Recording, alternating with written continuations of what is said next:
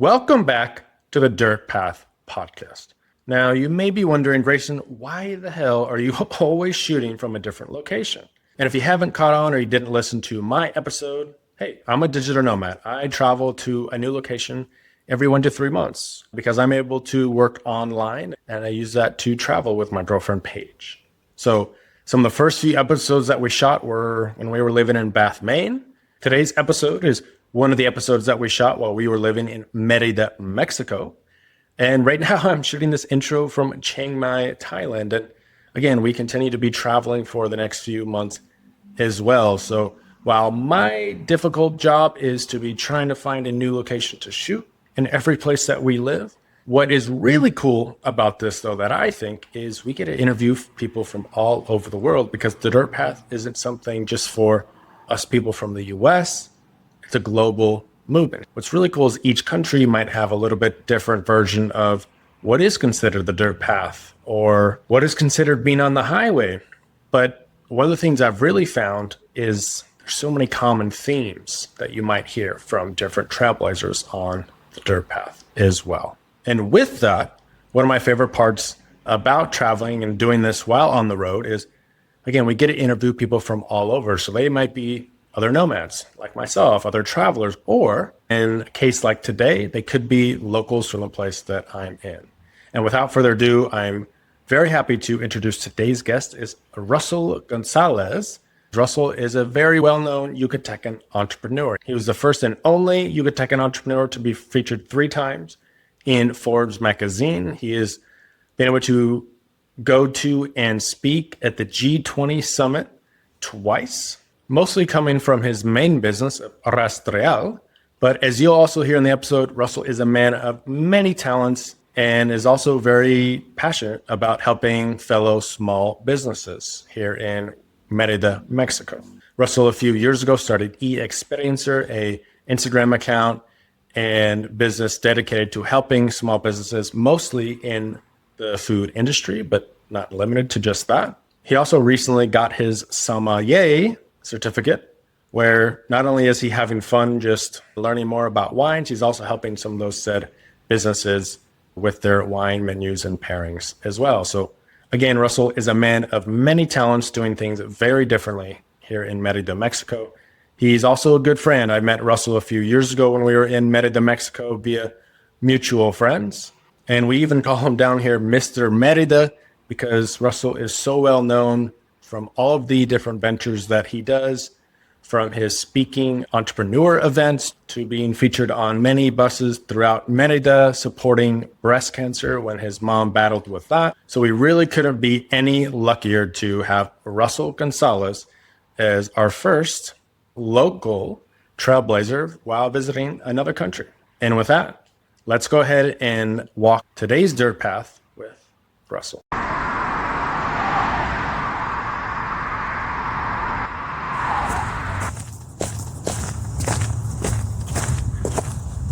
So one of the things you've been doing a lot lately is Posadas. Yeah. Can you talk about like what those are? And I mean, you said you have one tonight. Mm-hmm. So what are those, and like, what do you? Yeah, originally come from the Catholic, tradition is the celebration of the born of baby Jesus.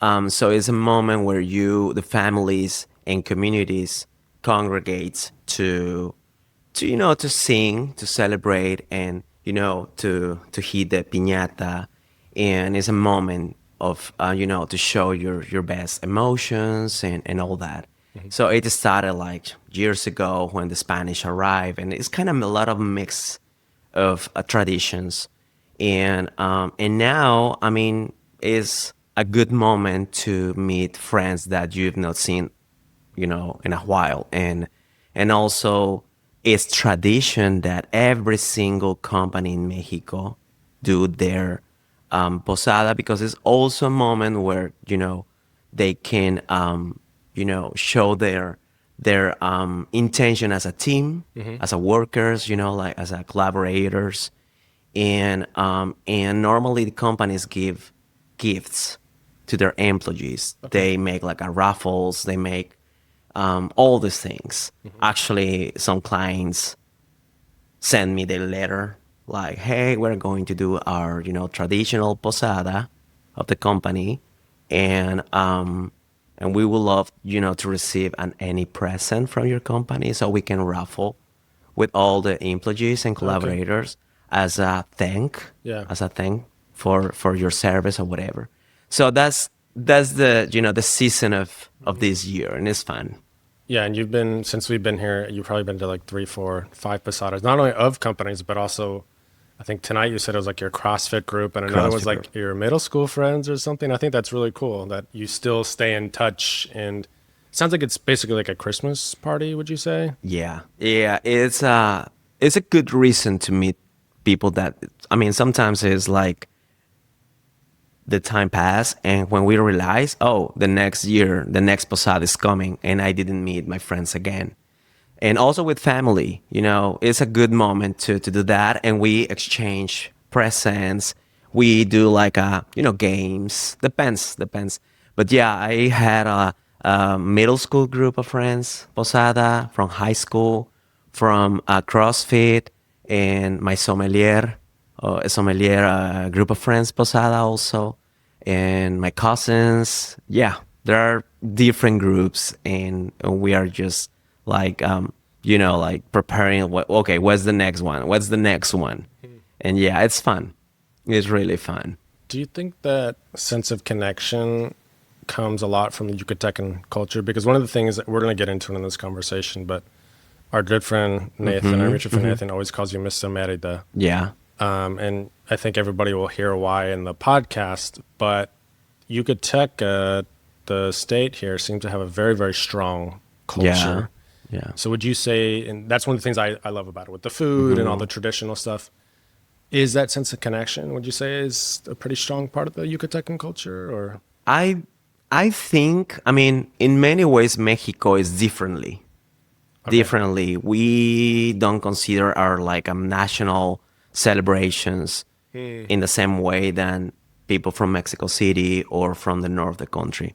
But I think and many Yucatecans consider that, okay, we feel that we have a different identity, but specifically this season and this celebration, there is not that like a difference as a Yucatecans. I okay, think it's something very like the same thing yeah, in whole the country, but the celebration can be different. I don't know if you see. I don't think so. But I don't. There are some like traditions where you go to every single house and you sing. There is a song that you sing. It's like a religious lyrics in that song. is it almost like Christmas caroling in a It's way, like or we call more them rama, Rama? rama, which means in English means like a branch. And we have like a different palms branches, and we have candles. I used to do that when I was little, and we used to visit every single house with like these songs, and the people, the neighbors used to give you like some coins or some money.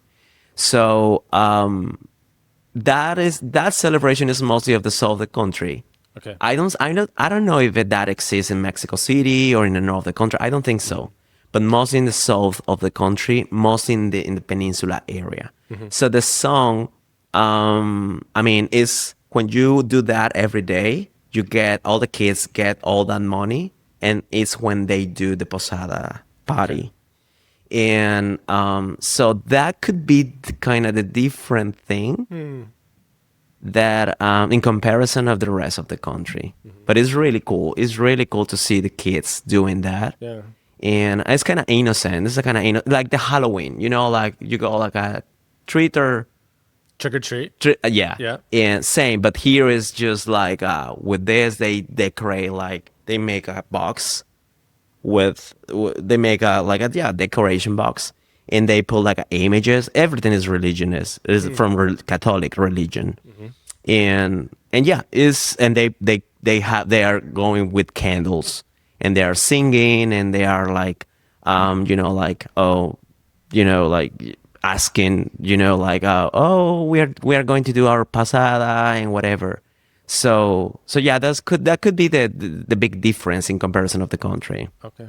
Okay. Yeah, Yeah. I love that about this state in particular. Is they do seem to do a lot of things differently. Yeah. Which, speaking of, you do things very differently, which is why I wanted to Mm-hmm. have you on the Dirt Path podcast. I mean, the Dirt Path is all about, taking the different path in life. And I've known you for a couple years now. Mm-hmm. I spent a month here in Merida a couple years ago and another month now that we're closing up on. So I know you pretty well, but I did a little bit of research before the podcast Mm-hmm. and I found out some things I didn't quite know because I don't know exactly how you got into your main Yeah. business. And I read an Business. article, something about like you were at a company and your old boss maybe inspired you or Yes. something. Can you maybe talk about that, Russell? Yeah, I when I started college, I started to work in different offices, companies, and during my last semester of my career, I was working in this company that I had like good bosses, but the one of my bosses was like, I don't see you working here, and I don't see you working in another company. I see you working by yourself. The word entrepreneur, Yep. Entrepreneur. yeah, in español didn't exist. Emprendedor is no. I mean, normally you used to, to study a career and then work for a good company Right. and a good professional career in a company. But in that moment, he was like, he put me that seed in my mind. I was like, okay, I feel in that way because they started to invest on, I was studying that moment. I was finishing my last semester of my career. Okay. I was doing my practices there. And he said like, you have a lot of skills because he used to include me in the kind of directive, meetings every 4 months. And I used to record and I used to, how can I say, like the goals and the plans for new goals. They used to set a new goals every 4 months and Yep. for every single boss in different areas in that company. That company is one of the biggest of the country. They have like a gas stations. They have like a different divisions, different alternatives, businesses. So this boss told me that, and I was like, I think I've never thought that, and I feel in that way. I thought like, I think I could do that. But before of that, I was working in a national, like a bank, Mexican National Financial, and I was in that. That was before, and in that company, we used to give like money to entrepreneurs from Mayan communities. Okay. So I used to receive people from all Mayan towns, and they used to bring their papers like a bank statements, like a lot like requirements to evaluate if they can apply for a loan or like a financiation for their business or whatever. Right. And I used to see like oh my God, these people are making a lot of money and they don't have, like, some of them they didn't finish the elementary school or whatever. So I received this lady and with a very poor Spanish, and you know she used to use like a Mayan word. In Yucatan we use, in our Spanish we use a lot of Mayan words. In their conversation she said like, hey, she said licenciado, which is like the title of your career. But in that time I didn't finish my career. And she was like, hey, licenciado, I brought all my papers that you need. It's a lot, but I could bring it. And when I check it out, all that, I was like, she's doing it. I mean, she's doing a lot of money and she did it very well. And she was like, yeah, I have a family company. And recently I learned to read because she didn't know to read. She didn't know, like, Wow. to write. And I'm a women entrepreneur. When she said that, I was like, oh my God, with all her, resources, limitations or whatever, she's making a lot of money. She has like this, like a grinder tortillerias with Okay. tortillas in her town. Yeah. And she started to open more, molinos or grinders in different areas. So she needed more money. She was making a lot of money. She was able to, to apply for this loan. And yeah, that was the first, like, to me, like the first inspiration somehow. And the second one was my boss. So it was like, definitely that's the thing that I'm going to do. And in that time, in with this boss in this, company, which has gas stations in Merida, I was in this area, like a the it's international organization, standard organizations. You know that, Yep. Yep. where you have to check all the procedures of different areas. Sure. So I was the boss in that area. So I knew all the standards, the international standards and procedures in that area. And I knew all, what they needed to do. I knew all their work. So in one point it was like, okay, I think I have the formation of different areas. I think I have all the resources that I need to start a business. And that's how everything started. I had like kind of inspiration. I had kind of, like in my practices during my career, I had, this people telling me this from my boss. And it's when everything started. Wow. Yeah. So it sounds like that lady that you were hearing about, the Mayan entrepreneur, was like the initial seed, and then that old boss kind of watered that plant that grew Yeah. into your current business. It sounds like that's really cool. And what did that process from there look like into actually creating rail tricks? Is that what it's called? Rail My company? Rastreall? Rastreal. Rastreall. Rastreal is, the name is Spanglish. Okay. Is en español, en español, tracking is rastrear, Okay. but I exchanged the last R with double L. So rastrear, like a tracking all.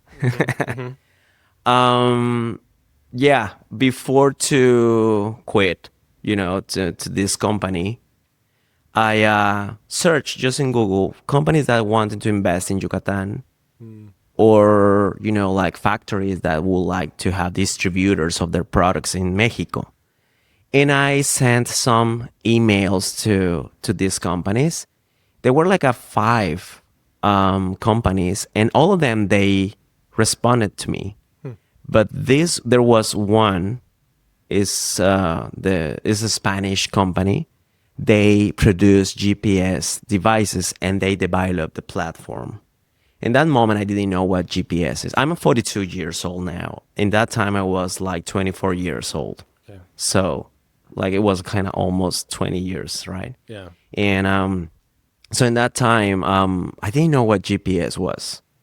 And I started to search a little bit, and I was like, I think this is interesting. So we started to exchange some informations by email, and then we started to make, these calls. And I was like, I think this is very kind of interesting to do. And one of the things that they asked me was like, you need like a amount of money for investment. You need like a contacts, clients, companies contacts. You need you need like a trajectory in the area. I didn't have any of those. I didn't have any of those because I was working in different areas. But I felt in that moment that something that I had, which I remember all the time, I had energy. I had a lot of intentions. I was like, I can do that. I don't know what GPS is. In that moment, the BlackBerry, remember the Yeah. BlackBerry Yeah. phones, it started to be popular.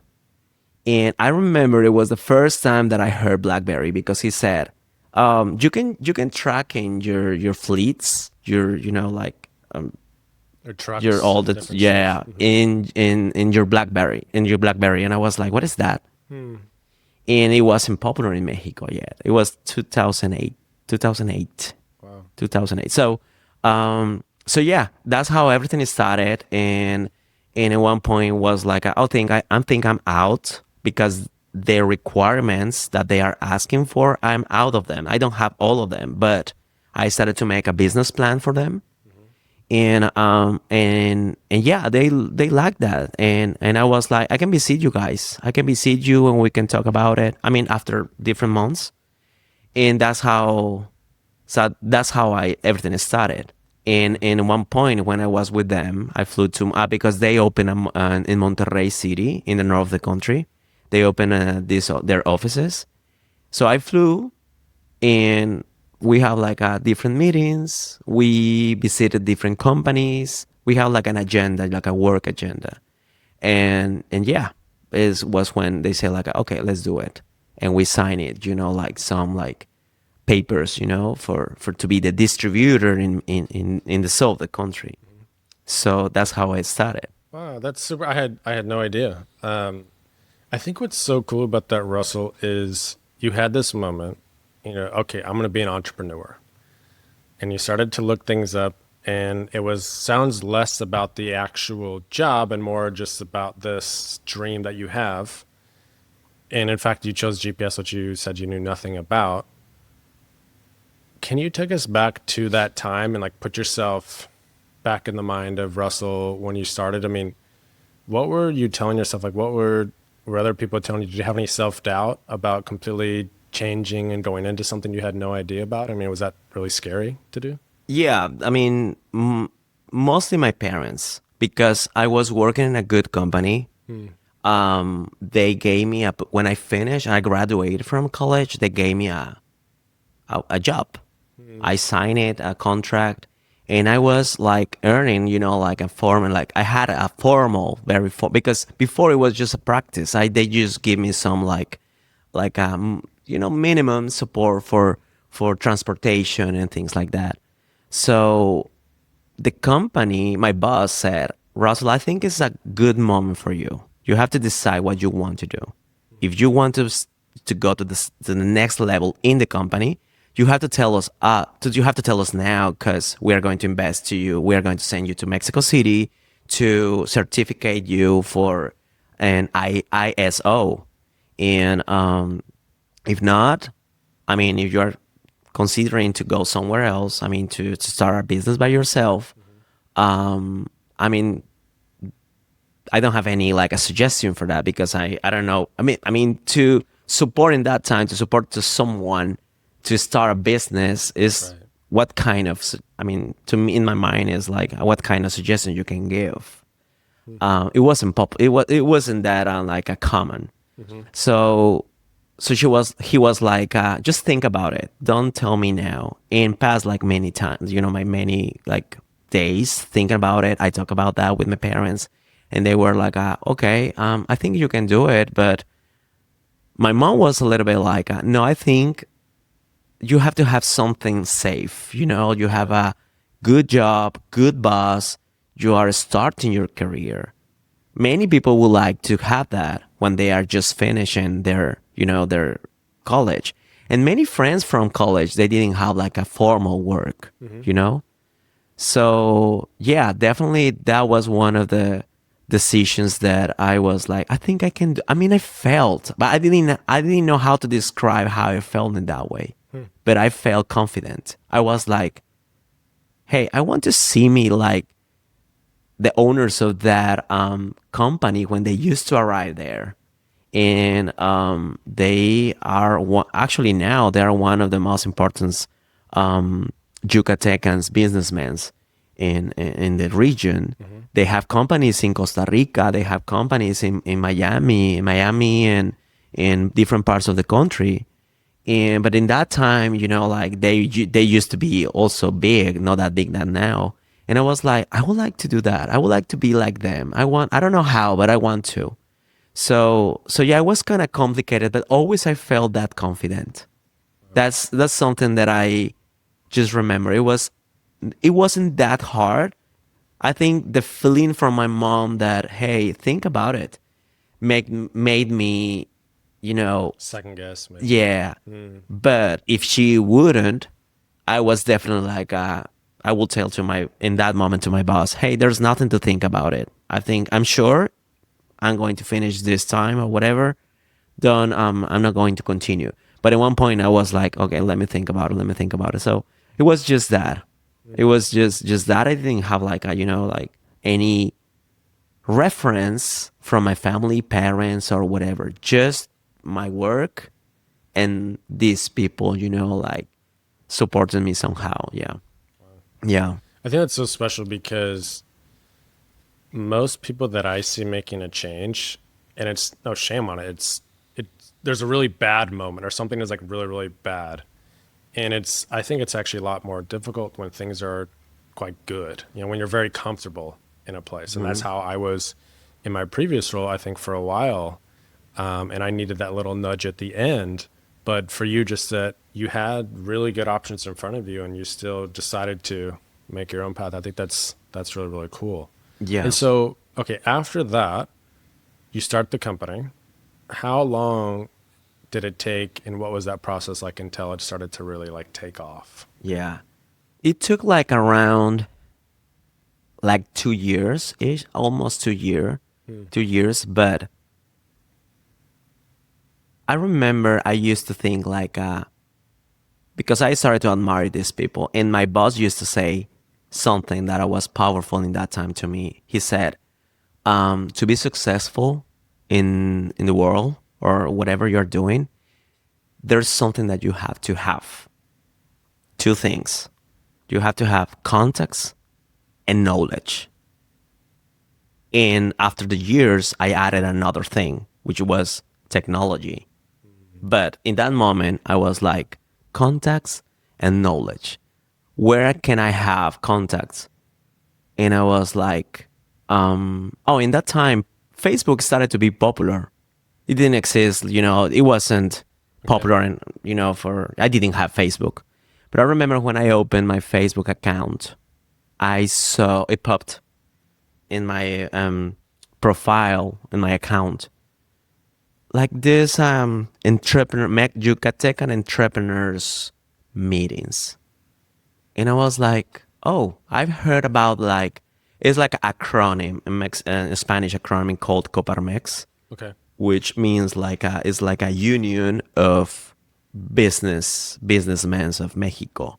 And they literally make a balance with the law, when there are like a different change of president of Mexico, or they change politicians or whatever. They really like, hey, we are giving offering like a lot of jobs Okay. for. So I investigate about this, and it was when I started to meet all these people, and it started to have like, my point was, first, if I need clients, I mean, if I want to get to that level, I need clients, and for that I need contacts. But where can I get that if I don't have that? So so so that was one of the first things that I did. In the meantime, I was just like checking on internet, companies, and I used to call them, hey, from my bedroom, hey, living at my parents' house. I offered this, like service, and many people didn't know what GPS was, and and so it was kind of difficult at the beginning because many people didn't know about that. They weren't interested. It used to be like like a tracking solutions in that time, but differently, just differently. So it took like a long, to get that level. I needed, contacts. I needed to know people, and to be the member of this group, entrepreneurs. It was the way that I started. They started to know me. It was kind of my image as a person, personal brand Mm-hmm. started to be popular. Like Russell here, Russell there. I started Mm-hmm. to be in events, dinners, openings of whatever, and I was like introducing myself. I didn't know about networking in that time, and I started to do it by myself. And I was like, I want that all the people know what I'm doing, because many people don't know what is that. What is GPS service? Yeah. And and I was, constantly doing that. And it was like around like 2 years after that, it was when I started to feel like, okay, I think I'm ready to start to hire people in my company. Wow. Yeah. And in that 2 year span, I mean, 2 years is a very long time. There's a lot of stuff I think that goes on that maybe now we fast forward, but I'm sure in the moment, each day just feels super difficult to kind of get up off the mats. You try something, it doesn't work. You try something, it doesn't work. Anything from that 2 year span that you said you were networking and building the contacts, but just in terms of the mindset that really helped you kind of get through and keep pushing until you finally did make it at that 2 year mark? Yeah, that's one of another keys. One of the things, when you have energy, you have like all the intentions to do things, you need a kind of mindset, positive things, because frustration is going to be always in many areas of, whatever you do. So the mindset, I was like, because many people used to think like, oh, you are starting a business and your office is your bedroom, and you're going to offer me security for my trucks, and mm-mm. So how you transform that? You really need like a mindset, like a strain, like I mean, frustration. It was like, I mean, many times Like a confidence, maybe. confidence, and how to communicate and transmit security. Actually, I was selling that, but also I needed to show it. And so I started to work in like a small details, like to be on time in appointments, to try to be more professional, or out of, like many things that, in Mexico, sometimes Mexicans, not sometimes, but many times, are like, they are not on time. They are not like, so I started to show like a different version of that. And if I was offering like a new service, I was trying to, it was kind of part of a concept of me, my service, me, and doing like, different activities with these events and people. So to me, it was like a taking some ideas of this like entrepreneurs, businessmen, and that started. It was when I started to have like a different mindset, and I started to learn how they started their business also. So it was like a different, like inspiration, situations and inspirations. And definitely the mindset is like, it's important. Recently, I was telling you that I was invited in this college, and they were talking about like how the emotions. I was invited in this college because they celebrated the anniversary of the management career in that college, and they invited me in like a guest panel to talk about like, like trendy things in AI, and all these topics. But one of the questions were about like the emotions, how the mindset and the emotions work in whatever you do, and it was like, it's it's everything. Yeah. It's all about it. Sellings are emotions. I mean, if you get or you buy something, it's emotions. So definitely, as a, like a seller, or if you are, promoting a product or service, I need it to work in my emotions, in my mindset, and all that. So definitely was another kind of key, powerful key to do that. You needed to like be the symbol of what you were selling. You Right. needed to symbolize that and be the emblematic kind of that yourself. And then Rastreall starts to take off a bit. You said around 2 years you started to hire some people. And from my research, you had some pretty cool opportunities too. I saw you were like the first Yucatecan to be featured in Forbes 3 times. You also went to the G20 summit twice. Can Twice. you just say maybe briefly like what that is if people don't know and what was that experience like? Yeah. And the G20 is the summit where all the prime ministers, presidents, and all the leaders of the 20 emerging powerful economies of the world, congregate to make a plan for the next year. Depends, all the problems that all the world is passing through. And so there's like a G6, G12 in Latin America, in Europe, so in Asia. But the G20, they congregates all that. It was kind of diplomatic mission, and everything started because this congregation, Coparmex, is the most important union of businessmen and in the country, and one of the most powerful one in Latin America. There's not like another one like that. And so the G20 used, congregates like leaders from different countries. Right. And Coparmex was like, hey, we would like to invite, to invite some entrepreneurs from all the country to be part of the Mexican delegation in this diplomatic mission. And to be there, we needed to talk about like all the good practices about like what are you doing as an entrepreneur in your community or in your country. And in that time, I was working with many organizations and institutions in Merida and in Mexico about promote the entrepreneur in that time from college. And I used to support and be a sponsor of, different organizations of that.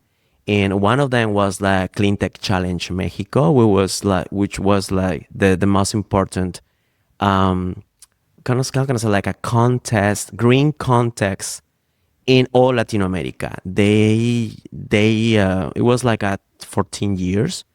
They were, how can I say, like was supported for the White House in the States, Okay. for Washington University, Harvard, and different institutions, international institutions and Mexican institutions. So they used to promote then the entrepreneurism,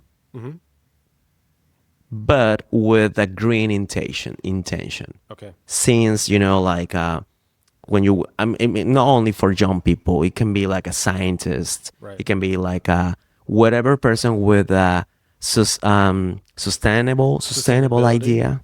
And so it was when I met a lot of important people in these events. They used to do it annually.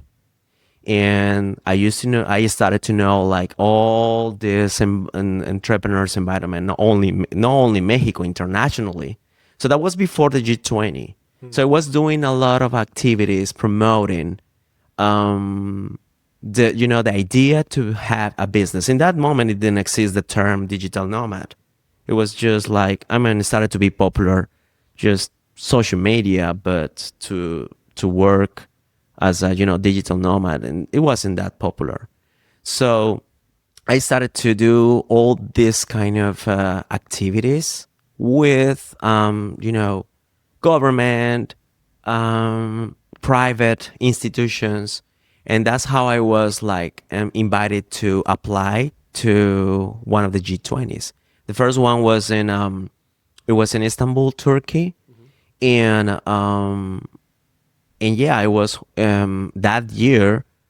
I started to talk to. I started to do like some meetings with some local magazines. One of them was Forbes, and when they knew my story, they knew how I started. I was one of the youngest entrepreneurs in that industry in the country.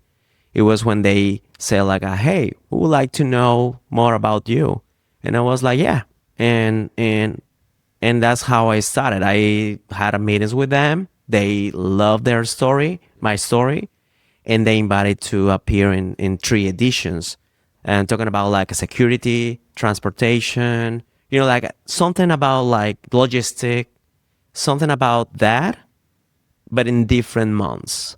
Okay. And I was like, that's cool. So at the same time, I was happening the G20, request call for entrepreneurs. So it was like I was combining, both situations, and that's how it started. So yeah, it was cool. It was going to G20. I met like a lot of presidents, prime ministers, leaders from all around the world that they were really doing something cool in their countries, in Africa and Asia. And I was like at one point like, okay, I think like whatever I'm doing in my country is kind of normal. I mean, you have to support people, you have to do something for your community.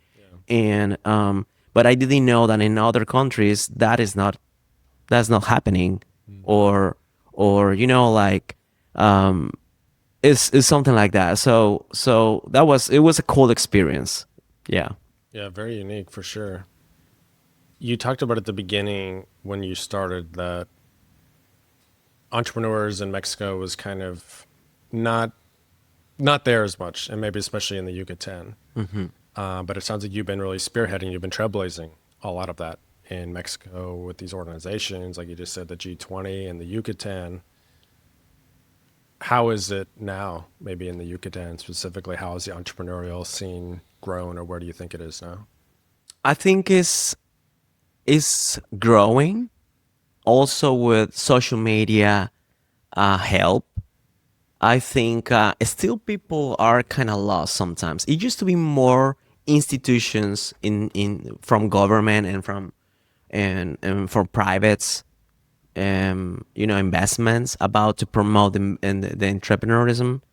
But I think still it is, but in a different way. I mean, before you used to have a lot of support within organization, because you could have just an idea, but you didn't know how to do it. In Clean Tech Challenge Mexico, you signed your idea, your project, and during all the year, I mean, there were different phases. The first phase was just like where you present your idea. If you were selected, you you could have like a formation about like to do it solid, your idea, like the marketing, the financial, the account, the fiscal part, if you need like you need providers, materials, suppliers, whatever. They help you with that. So during all the way, I mean, you pass through different phases in this contest. Your project started like an idea, becoming to like, okay, I can see how if it's a good idea or not. Right.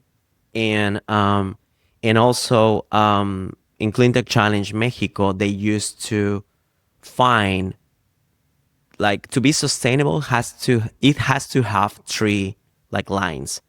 It has to have like a social intention, environment one, and financial one. If you don't have any of those, it's not sustainable. That was the profile of the projects that they were looking for. So during that all during that contest, all the projects are starting to have like a better shape, Okay. for angel investors and all that. So before, it used to be this kind of organizations where if you have an idea, I mean, someone can help you with that. And now I don't see much about that. There are not, I mean, many people want to do like create content or have their, TikTok shop or on Facebooks, and, but there isn't for my impression, they don't have that part, the entrepreneur part about like, okay, you need like a coaching, you have to organize all the areas of your company, right? And yeah, sometimes now that I'm creating content in Experiencer, not only I talk about that, about a brand, I also coach, the brands about like, hey, let's talk about like the marketing, the communication to in social media or whatever via. What about your staff? What about your fiscal part? What about your different areas?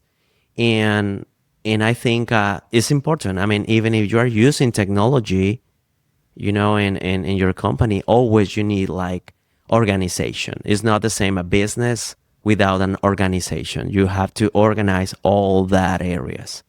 So yeah, I think that there are more opportunities now. I think people can have more information, or actually in AI you can use a prompt Right. a lot about like how can I start like replace plastic and use like I don't know avocado, I mean seed, how can I do that and make a business plans about that. So now is there are more information about it, but people don't have that information at all. I mean, that's my perception. Yeah. And taking it back to Rastreall, your company, one of the things that I think is really cool about, especially how you operate now, is you were telling me earlier today, like, most days you're only working a couple hours on the business. What was that process like to start to automate things to kind of take yourself out of it a little bit of the business but keep it going? Can you kind of talk about that process? Yeah, sure. First of all, the one of the good things about my business since the day one is that I could operate it in the cloud. I mean, in back in 2008, when my provider from Spain, they say like, you can use everything from the platform in the cloud. It was like, how? How? Normally you used to have a software in a computer, right? So that, I mean, I was lucky for that. So when I used to have like around like 10 employees. Still, I have one of my technicians is working with me, um, and yeah, he at the beginning was like very like in person, but the process to me it was like because with Coparmex, they used to have a lot of events in all the country, and I used to go in all the, like conference and workshop or about like whatever. They didn't do that online. Everything was in person. So I needed to, to manage my company from there, not with a call or WhatsApp didn't exist. So, so I started to develop my own online software. And I in that time I used to have collaborations with college, with different universities in Merida. And sometimes they used to ask me, hey Russell, do you need practicers or students Yeah, that they like can do their practice assistance. assistance? And I was like, yeah, I need two or I need this and see, like a systems area or programmers or whatever. So I started to have a team. All of them, they were students, and I started to do my own, system to manage all the areas of my company. So that was this transition. I started to develop. I didn't know about anything about programmation in that time. It was different than now. But yeah, it was like a lot of meetings. Every day I needed to meet them to see what they are doing, and they needed to translate it to me to understand what I want and what we needed. And yeah, that's the way that I could. I used to be proud of me to hang out with people in events or breakfast networking, whatever. And I used to talk about like, hey, I have my your company is called whatever. Oh, and I used to check out. Oh, my collaborator called you last week, and this lady responded, and they used to be like, how you have that? How is like I have everything in my phone. So that's how it started. It was something that I just um, decided to manage. If I want to grow, Yeah. I need to have an online company. If I want to, I mean, Merida was my base, but I wanted to have clients from from different part of the country. So that was the transition, and I used to see every day when I opened my software. I mean, from my phone, I could see like what I mean for different areas what they did the day before or whatever. So that was the transition. To me, was kind of easy, and it was earlier for that time. For sure. And I did it by myself. And the next thing was to sell that program to other companies. I started to do that. I mean, to have like a template or whatever, and then adapt it to depends the company, because in that time I used to give conferences or I used to be a speaker talking about like how your company can be phygital, physical and digital, Okay. right? How your process can be like how you can be off, you're off, and how can be on. And I started to promote. I used to accept any invitation from colleges or Coparmex, networkings or conferences or whatever. And I used to talk about that because that was my next in that time my next business. Like, okay, if it's working for me, for my company, I can sell it and adapt it. But yeah, it requires a lot, a lot, a lot, a lot. I could like sell that to 3 companies in that time, but like you need to updates, and keep the support and everything. So one point, and also you need to train the people to use that. Right. To change, procedures to have all your information there. And Google didn't have like the workshop or whatever, all their spacing that now you can see there are a lot of platforms and apps, but in that time it didn't exist that.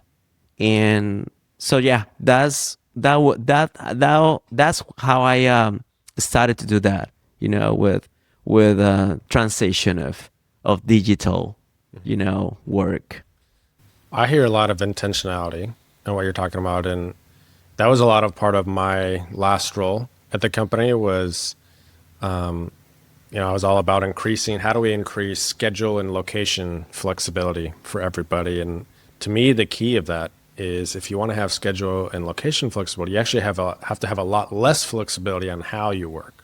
So you have to be very specific in like how you're using the software, kind of like what you were saying, but then you can have that flexibility, right? And for us, we choose to nomad, we travel. And so now with the business that I'm starting to thinking about building and pages Right. that I'm helping her with, it's very much intentional with the operations set up for that. But traveling is our why. But what I appreciate about you is you, like I said, you have now built this. So you were working maybe a couple hours each day. It sounds like Yeah, certain days depends. or more. But you don't just have that time to lay around. You're a very, very busy man. And you've started to kind of start some other cool business ventures. E.xperiencer is one of them. Like, can you kind of talk about how that Yeah. came up and what that is? Sure. Experiencer came from the pandemic, because in Merida we had curfew, we had, a lot of restrictions, and I was about to lose a lot of clients, and I was like, I need to do something to help businesses, and I was before the pandemic, I started to give like a workshops like how to become or transform digital transformation, how to transform your company in digital areas as much as possible before the pandemic. So in that time I was like, what can I do? What can I do? And I started to have more interaction with social media. And before the pandemic, when the pandemic started, I mean, everyone didn't have the option. They closed their businesses. there's not possible to to have a store or office or whatever, and you need it to work in your house or whatever. So so I started to think about, like, what about if I create like an initiative where, I mean, many businesses don't have their social media accounts. What about if I congregate, or I invite to brands or businesses to have their social media? They don't use them. I mean, it requires a lot, to create content and strategy and communication and all that. So I launched an initiative to promote businesses. And when I started to do that, many people started to see that, and they contact me, and they were like, hey, I need your help. I need that you help me to do that. Yeah, so let's make a plan. So I started to do that.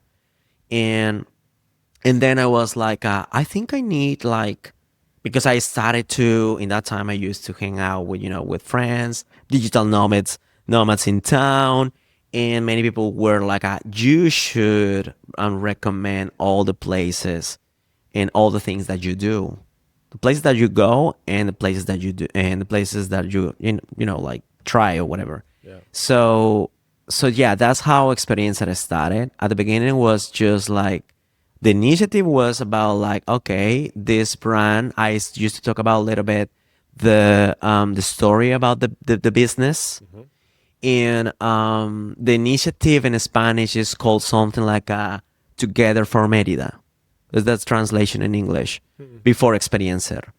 Um, so yeah, I launched it for a couple of, for like a season, a long season. And after that, it was when I decided to create, like, okay, what about if I do something like from me, like, where I can like a I mean, I love to, like, to travel. I love food. I love culture. I love Mexico so much. I love Yucatan. Yeah. Always I'm discovering new things. Wherever you go in the world, there are a lot of things to see and to try and to communicate. And people always are asking you how you do it, or what is that, or how can I get there, or whatever. So it was a little bit of inspiration of, Nathan and all you guys and all the digital nomads that I met before. And also all, my story about businesses, about support people, the pandemic, and all that. So it was a combination of that. And that's how, okay, what would name? And it was like, I always can be like, I was constantly, I'm trying to experiment or try new things. But also I like the experiences, Right. so it was that kind of like I love to, to play with games. I tried to play with or with Words. words, and that's what I did. So I started with Experiencer. Many people started to contact me for, for, hey, I would like you come here, or I like the narrative that you use, or I love your photos, or I like your, the but many people have been in my business, or in my restaurant, or in my shop, or whatever. But the angle that that you have taking photos is interesting. So that's how it started. And yeah, and it's not only about food. It's about, I mean, I think gastronomic includes food, includes philosophy, the story of the place, everything is everything. And but most of the time is about food, it's about Right. businesses, support businesses. So that's how it started. And I'm like, currently I am, being invited from brands. Sometimes they invite me for just the photos. I mean, sometimes the pack depends the package. Sometimes they ask me my point of view of the place. But some of them, they hire me for just my voice, or just my photos, or just my a video. Depends the format. Depends on what kind of content they want. But so yeah, it's part of the diversification that I'm doing. I mean, and then the sommelier part is started to be like, oh, I love wine. I mean, I like distilled spirits. I love beer. I want to know what I'm drinking and the story about that.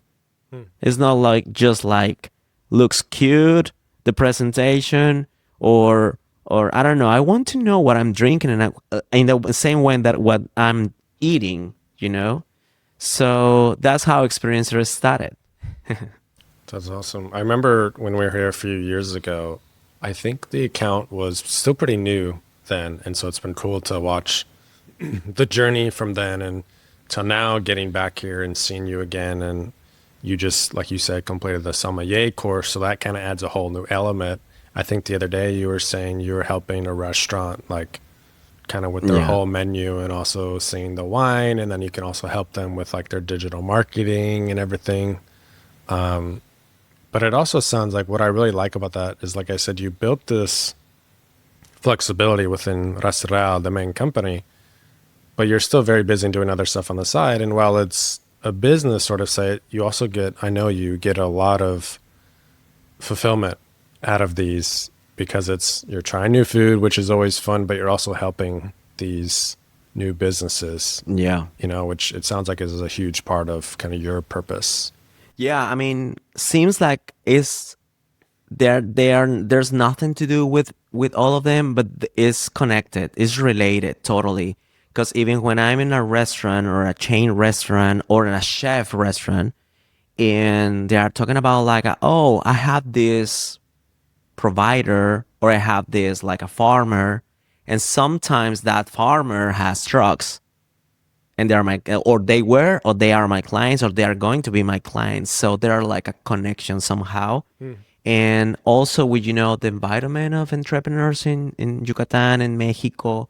I mean, I've I know, I mean, somehow I know people, although I don't know them, but I know, I mean, in person, but I know what they do. So so yeah, I mean, everything is kind of connected, or I try to connect it. Everything helps. Everything, you know, there's a way to make it, work, right? Yeah. There's a lot of things you have going on. We just detailed a lot, and I know you have other things, committees you're a part of. About 6 months ago, our really good friend Nathan was in a really bad accident. Yeah, Had to have emergency brain surgery, and his recovery's been called a miracle. He's still recovering. You've been there since day one. I know you've also had some things going on, like with your yeah, family. How are you balancing it all? Because you have so much going on in so many different levels of yeah, life. Is there anything that you do to yeah. kind of keep your inner peace? I mean, how do you balance it? Well, one of the good things is to have like the right support network, but also speaking about mindset. Since I started my business and I decided to be entrepreneur, always we have to watch our thoughts and our feelings about everything. And I remember when I used to visit some clients and they were like a full of stress, and we had like these meetings and they were like just mad or stressed. I was like, I don't want to be in that way. So years ago, I started to go to my therapist. I started to do therapist because I used to. I mean, it sounds cool, everything, or kind of, but also requires a lot of like time and also the emotions and your mind needs help or needs because sometimes we don't talk about like how we feel, or we don't dare to talk about like some topics. So so one thing that I was missing with all my trajectory was about to treat my emotions and my thoughts. So I started to go to my therapist because I wanted, and that did a huge difference with Nathan. That, I mean, even with in the pandemic, because during the pandemic in Rastreall in my company, I lost around like the 80% of my client, the contracts, and mostly of my clients just pass away, literally. And many companies doesn't exist. Even my competitions many of them doesn't exist anymore. And when I started to go with my therapist, I understood that if I want, because I started to feel in a better way, and I started to see things that before I couldn't. And I started to talk about things that I didn't dare to talk about. And I started to be more open, and I started to communicate and express myself differently.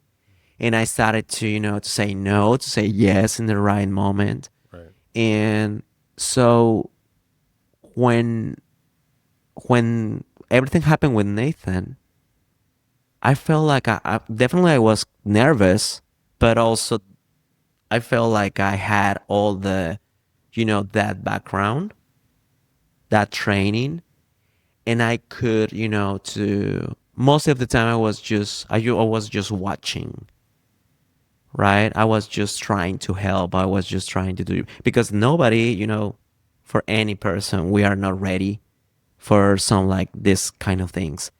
Um, I think if I didn't have this company where I was working online, I couldn't be with him, or in his rehabs. I couldn't, have time for him and for my family. Recently, my parents got sick together. They are retired teachers, and my dad is going next week is going to turn 78 years old, and my mom is 76.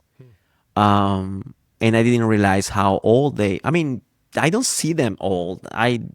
They are, my mom travel with her friends, hang out with her friends for breakfast, for dinner or whatever. I don't see that, how fast the time pass, And when both got sick, and one of my brother, we are three. I'm the youngest.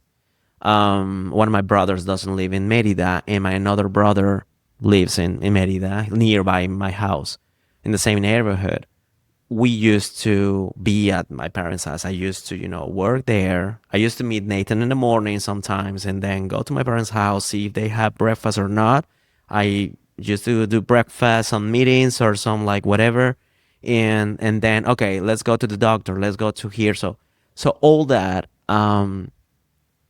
I think when I see everything as an area, I I definitely can see that all the sessions and all the hours that I had with my therapist, and still I'm going with my therapist. I have two actually different ways, to alternative and more psychological, um, help. I mean, definitely that's the only way that you can find the balance. And when you are aware of all that is when you have the right support network. Because sometimes we think that, oh, maybe some friends. No, sometimes they are not they are not the right people. And I had the right people years ago when I realized, okay, what kind of people I want to be surrounded. Right. So that's the way that I definitely, the kind of work that I have, different elements, the kind of work that I have, and the therapist, and also the support network is the way that I was passing through or trying to find a balance. And still I am. I mean, Yeah. it's not like, still we're working with all of that. Sure. Yeah. Sure. Well, I'm wishing your family and everything the best of health, and I appreciate everything you're doing with Nathan. And I love that everything we talked about at the beginning tied back into what you just said, being able to automate the company for Yeah. the new things for yourself, but also when things come up in life, it's helped in you having that freedom, as well as, I appreciate you sharing about the mental health part. I think that's just such an important It's important. conversation. So a lot of people who listen to this are curious about the dirt path of taking the leap like you did when you listen to that boss, they're at an underlying job or something like that, and they're curious, maybe they have an idea about doing something different, whether that's nomading, being an entrepreneur. What advice would you have to them, somebody who's at an underlying job, they just know something's not working out in their life? What advice would you have to them? Ooh. One of the things that I would say is try to find, to be surrounded of, sometimes we don't know, but to try to be surrounded of the right people. But what is the right people? And I will like say like to have inspirations. Like sometimes your hobbies, like me, like I love cultural gastronomy. I love that part, art. I love history. Is one of the things that I'm another way to make money, or like, and I can work remotely. But definitely sometimes when we look at the hobbies or things that we were hiding, is where the answer is. And yeah, years ago, I've never thought to become my company in a digital company. I've never thought that, but I knew that it was kind of intuition that my company has to work in that way if I want to, to be big. So I think like to find, all the to be surrounded of right people, to find inspiration, and to look at your hobbies, something that you love, which is the essential part of you. um it is right. So that could be, like my advice, like look at your, like hobbies, and you can find like something that I always was there. It's just me. Just I need to put it, in a table and make a business and make money about that. So, but we don't know what. We don't know. We need inspiration. We need the right people. We need people to admire of. If you don't have that, how can you see what your essential is? Your, like something that you love to do. So that's, I don't know if it makes sense what I'm trying to say, but Sure. but it's definitely that, to be surrounded with the right people, to find, to have inspiration, and is where you can see introversial, introverse or introversial way, or in your interior, what is that could be like a, your next, level of, work of, like level of life. Well, Russell, you are definitely one of those inspirations. Oh, For me, one of the reasons I'm doing this podcast is to be continually inspired by trailblazers like right. you. And I love that all of your work, you have such, excuse me, a strong purpose of bringing other people up, of trying to help out other people on their own dirt path with starting a business or anything like that. And so I appreciate everything you're doing.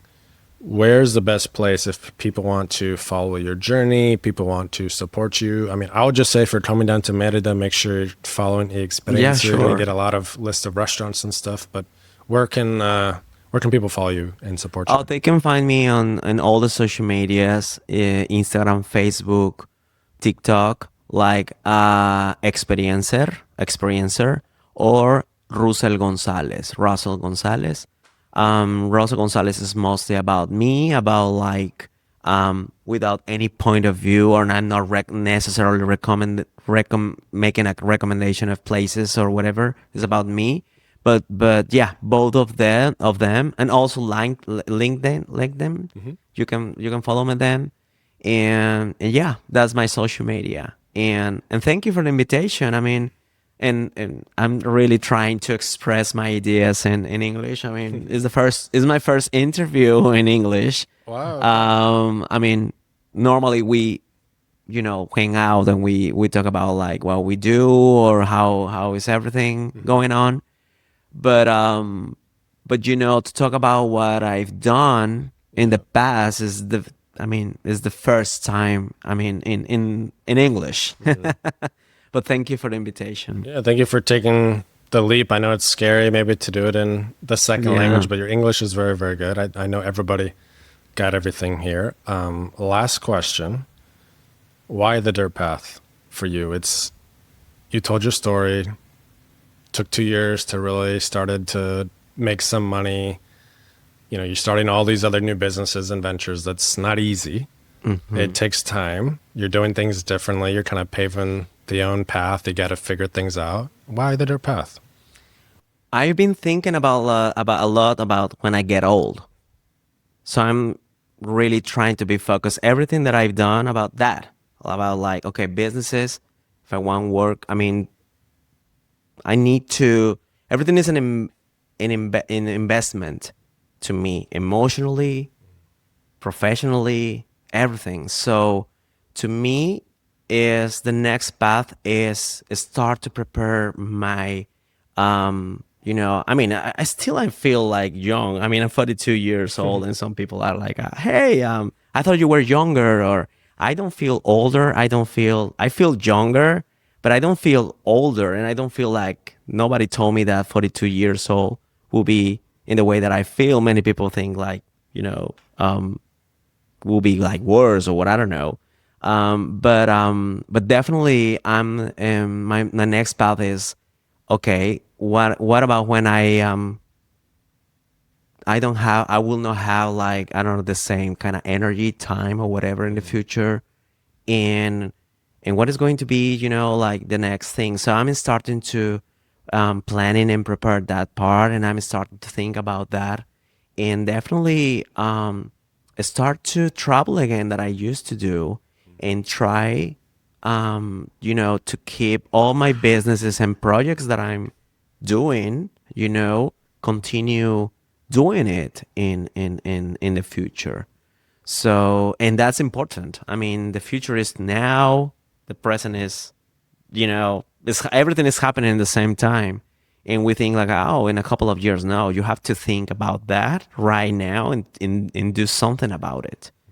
So yeah, that's the thing that I'm doing now. My next path is happening now, planning for when I get older, and yeah, and be open to new things, and try new things, and keep that in mind, and just not stay in one thing, So yeah, that's what I'm planning. Yeah. Beautiful. Russell, I appreciate you. Thank you, man. Thank you for the invitation. Thanks. Thank you for listening to another episode of the Dirt Path podcast. You can find any links to support or follow today's Trailblazer in the description below. If you got this far and really liked today's episode, it would mean a lot if you could give us a 5 stars wherever you found this podcast. Subscribe and like on YouTube. And email us at thedirtpathpodcast@gmail.com to give us feedback, to give us an update of you on your own dirt path, or to send us questions, as we might be doing some Q&A episodes in the future. All right. We'll see you next time here on the Dirt Path. Saw the exit sign flash by, a whisper in the breeze. Said take a chance, don't wonder why, just follow where it leads. Oh, the dirt path, it ain't easy, no map to guide the way. Slow and hard, sometimes uneasy, you stumble through the clay. No signs to tell you where you're bound, no traffic to obey. But every step on broken ground builds something great someday.